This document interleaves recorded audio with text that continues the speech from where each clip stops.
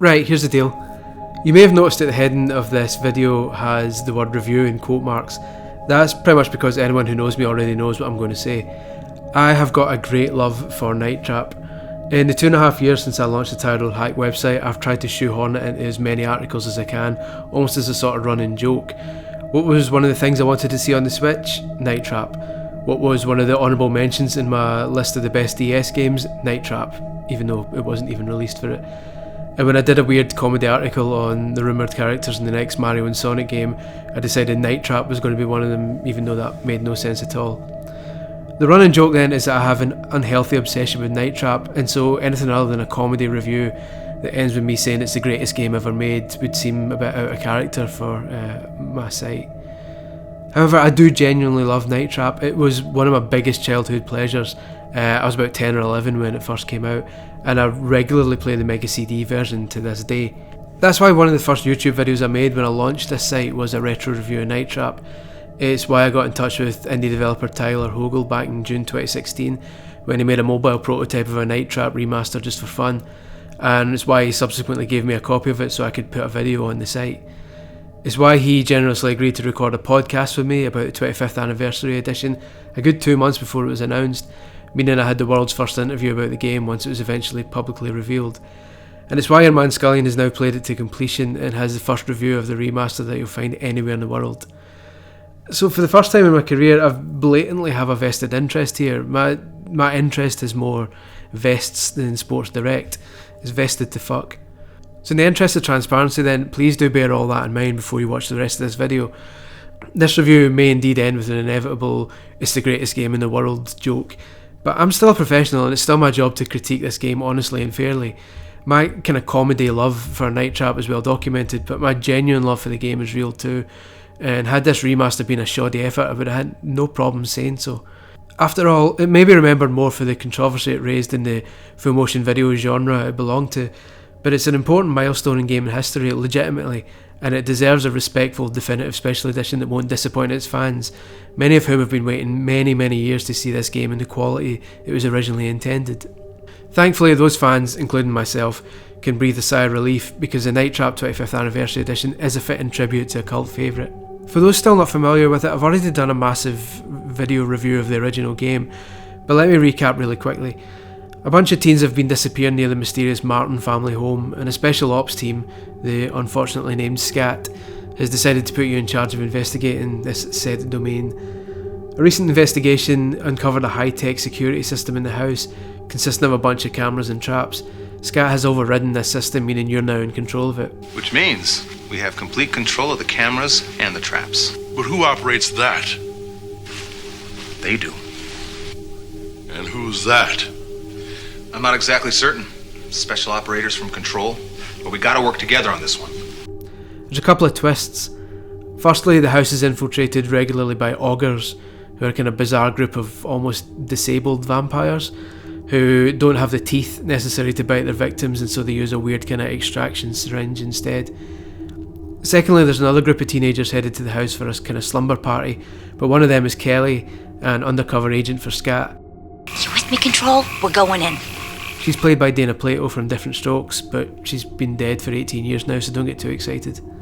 The aim then is to use the house's surveillance system to spy on the residents and find out what's going on, while using the traps to capture any augurs who could harm the visiting teens. This is all explained in the game's intro, but interestingly it's a completely new one that's never been seen before. You see, Night Trap was filmed in 1987 for a VHS gaming system that ultimately never happened, and so the footage remained in storage for 5 years until CD-ROM technology came around and the game was finally made. All the previous versions of Night Trap then used a new intro that was shot specifically for the CD versions, meaning this is the first time players will get to see the original version that was shot for the VHS. It's an arguably better intro too, because it actually shows you what the traps were originally designed for, capturing unsuspecting teenagers. What made Night Trap so interesting to me and many others 2.5 decades ago was the way it used the limitations of the FMV genre in a clever way, working with the linear nature of video rather than against it. Each of the 8 rooms you switch between is essentially a separate video feed, made up of shorter clips that trigger at certain points in the timeline. These clips are perfectly arranged so that each of the rooms appears to be interlinked. If a clip has a character leaving one room, if you switch over to the next room you'll see a clip of them entering it. Here's an example. I've put together this clip of 4 rooms in the house, all kind of running at the same time. Obviously when you're playing the game you only see one room at a time, but this is what's shown on these 4 rooms at exactly the same time, so you can kind of see how the rooms are interlinked. So in the hallway up in the top left you've got 2 of the characters talking to each other, while elsewhere in the room on the bottom left, this is the other main hall, there's an ogre running about and I've just trapped him. Now you see up in the top left in the hall you've got the 3 guys talking here. As they leave the hallway and enter the kitchen, up in the top right you can see them coming into the kitchen and continuing the discussion. Elsewhere on the bottom right, which is the driveway, there's some augurs hiding in bushes as the teens are getting ready to approach the house. This is the very start of the game, this is like a minute in, so I'm not really spoiling much. So while there's a conversation going on up in the top right which you could be listening in on, there's also a new conversation starting on the bottom right. So you're going to have to either switch between them or pick a conversation and stick with it to see what's going on. Now in the bottom left, when Sarah says they're here, you see them reacting on the top right, so the footage is interlinked in that way as well. Meanwhile in the bottom right you're getting to meet the characters if you want to.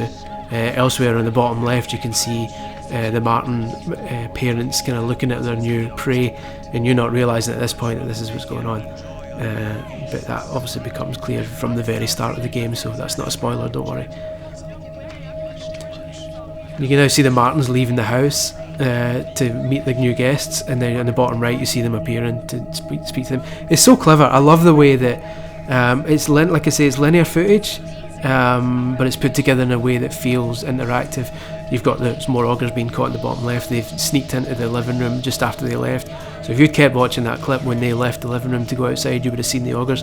Again in the top left, as these 2 leave the door, more augurs appear. So you're sometimes rewarded for sticking around and seeing what's on offer. So at this point things kind of calm down a bit, and there's only kind of 1 room on the go, which just kind of forces you to go here and see what's going on. But then as they leave the driveway and start to enter the house, more shit goes down again. Augurs appear up the top. You meet Crazy Eddie at the bottom right, and another augur appears on the roof where you can catch him. Meanwhile on the bottom left some of the guests are entering the house already. There's a lot going on, and it's up to you to figure out which screen to watch and which screen to you can kind of do without watching. It's genius, I love it. But hopefully that's a good example of how all the rooms interlinked. It's clever. It plays with the limitations in a really clever way, and I love it. I think it's just fantastic. This interlocking of the rooms is a subtle thing, but it's one that regularly makes you forget you're just switching between non-interactive videos. You genuinely feel like you're watching someone and following them through the house. Trapping is another trick that makes you feel more in control of a linear experience. When an augur walks over a trap, a wee bar on the screen changes from green to red. When it does, you hit the trap button and you'll catch them. If you miss one, you can kiss your perfect score goodbye. If you miss too many and you're fucked, the commander will appear on your screen and he'll disconnect you for putting the teens in danger. Look, it was your job to protect Kelly and the rest of those girls. But from what I've just seen, the place is being overrun. Then there's the security codes. The trap system runs off a colour-based access code. If your control panel doesn't have the right colour, the traps don't work. As the game progresses, some of the residents realise the security system's been hacked, and so they start changing the code on a regular basis. I'd feel better if we switched the code again to green. We don't want anyone else to get control. As a result, you have to make sure you hear any code changes so you can stay on top of things. So that's Night Trap, but anyone familiar with the game already knows all this, so let's talk specifically about the 25th anniversary revamp. For starters, the obvious main feature is a vast improvement in picture quality. Now, let's not kid ourselves, this isn't an HD remaster, but developer Tyler Hogle was given the original tapes that were used to store the footage, so the quality is still bloody good for its age. It's similar to a kind of low budget DVD, I'd say. Considering the previous versions on the Mega CD, the 32X, the 3DO and DOS all launched at a time when CD-ROM technology was still in its infancy, I've got distinct memories of the video quality being criticised even back then. It's so grainy you might as well be watching the sand on a beach. I remember one magazine saying about the Mega CD version back in the day. The difference here compared to those grainy days is remarkable, not just in terms of detail and resolution but also aspect ratio. It's now the full 4:3 picture, kind of full screen thing instead of the fake widescreen which was used in the older versions. Although they could have argued that was to make it more cinematic, it was really just so there was less video to process so the older systems could handle it better. Now that it's back to the normal 4:3, it means you get to see much more of the picture, so even familiar scenes have a degree of novelty to them. Speaking of novelty, there's a few minutes of deleted scenes that were cut out of the original game for various reasons, and these have been reinstated, not just as bonus features in a menu, but actually slotted back into the game where they were supposed to go originally. You'll get a trophy or achievement anytime you see one, so that newcomers will still know that they're new. It's a better experience for newcomers in general actually, in that some of the game's mechanics have been tweaked to make the game a bit easier to play. Most notable are the room icons in the bottom left of the screen. In the 90s versions of the game, these were static icons, meaning players had to constantly switch from room to room to see if anything was going on. It led to a sort of trial and error situation that may have been fine back in the day, but these days attention spans are lower and that sort of thing can frustrate, so now the icons show real-time thumbnails of all 8 feeds. This makes it a lot easier to see when something's kicking off in another room. There will be some Night Trap purists who'll balk at the idea of being able to see what's going on in all 8 rooms at once, but I like it. It's more realistic. If you were in charge of a bank of 8 security cameras, you would be watching all 8 at once, despite what Five Nights at Freddy's suggests, aka Shite Trap. It also has another benefit. If you're watching a room and can see at a glance that there's nothing going on elsewhere, you can just stay in that room and enjoy the conversation, rather than constantly feeling the need to jump around in case you're missing something you can't see. Also affecting the difficulty is the change to the game's capture count mechanic. There's 2 scores in Night Trap, possible and captured. Captured is pretty self-explanatory, it's how many augurs you've captured, while possible tells you how many augurs have entered the house since the game started. In other words, if you're going for a perfect game, you want possible and captured to be the same. Now pay attention a bit because I'm going to get really nerdy here.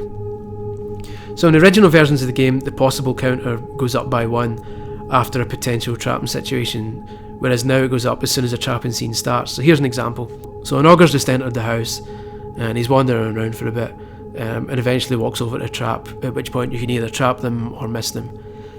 Now in the original game, the possible counter only goes up at the point of the trap, so when you've either trapped or missed the augur, the number of possible augurs goes up by 1 at that point. In the remaster though, it goes up as soon as they enter the room, rather than when they go over to the trap. Now why should you give a 1/7 of a fuck about this? Because it gives you more of a heads up. Before, if you were watching a scene in one room and the possible counter went up, it meant you'd missed an augur and you'd basically fucked your perfect game at that point. Now if you're watching a scene in a different room and the possible counter goes up, it means an augur's literally just entered the house. This gives you time to go looking for them before the moment they have to be trapped comes. It's just another way of making the game a bit easier and more approachable to newcomers. Now by now, hardened Night Trap nuts might be worried at the possible nerfing of their favourite game, but other changes have been made to make sure things aren't too easy. The ratio you need to maintain to prevent a game over has been increased for starters. At various points in the story, the game will check how many augurs you've captured, and if it isn't enough, in other words, if you've let too many go, you'll trigger a game over. In the past this was fairly lenient, but now it's a bit harsher. You need to catch around 75% of the augurs to keep playing. The addition of deleted scenes will also throw off seasoned Night Trap players. I know the game inside out, I've completed it countless times over the years, but I still found myself shouting "fuck" at the screen when Danny was killed. You see, in the 90s versions Danny wasn't killed. He's just a wee laddie, so it was considered too dodgy to have him getting his neck drained of blood back in the day. 25 years later it's no problem, drain away mate. Which means Danny's potential death is put back into the game in the form of another one of the game's numerous insta-kills. If you fail to trap the augur during this scene, Danny will be killed and it's an instant game over. That's fine for new players, they won't know any different, but when you're used to the specific beats of the old game and you know the kind of pacing inside out, something completely new slotted in like this, which can lead to an instant game over, can completely throw you off. Of all the things I was expecting from a Night Trap remaster, getting caught off guard wasn't one of them. It happens more than once throughout the game too, and each time I absolutely love it. "That's great, Chris," I hear you say, "but I'm the most dedicated Night Trap fan out there. I'm such a diehard that I got a tattoo on my penis. It usually just says rain, but when it's erect it expands to say, 'Rest in peace, Dana Plato, your role in Night Trap will never be forgotten.' What I'm trying to say is 2 things. Firstly, I have a large penis. Secondly, I've seen everything there is to see about Night Trap, and while these new deleted scenes are great, once I've learned how to master them too, I'll be dropping perfect games all over the shop again. What else is in it for me?" Well, firstly, the penis thing's none of my business. Secondly, your accent's all over the place. But thankfully, there's some nice extras to keep you busy once you're done here. Beat the game once and you'll unlock theatre mode, which lets you watch the full versions of any story scenes you've stumbled across while you were playing. I'd give it a week before someone makes Night Trap the movie on YouTube using just these scenes. Even better though, get a perfect game by trapping all 100 augurs and you'll unlock Scene of the Crime, the unseen VHS prototype for Night Trap about a robbery in a mansion. This is an obscenely brilliant extra feature for fans of the series. For years, all we've seen the scene of the crime is a handful of seconds long clips, and all of a sudden we get to play the entire thing. Granted, it's only about 5 minutes long, but it's a piece of gaming folklore made real.